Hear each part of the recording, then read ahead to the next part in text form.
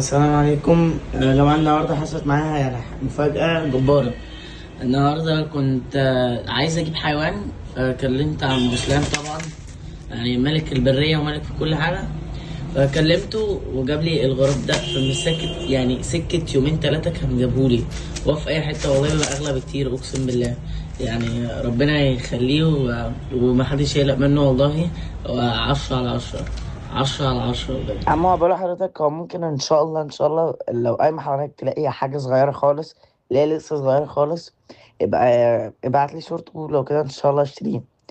هو بجد طلع يعني تربيته، هو لطيف جدا جدا جدا، وهو قمر قوي. يعني والله مش عارف اقول لك ايه. وشكرا جدا وحياة ربنا. واصلا يعني اتكلمت كذا واحد وهم يعني ناس، اولا ما كنتش واثق فيهم.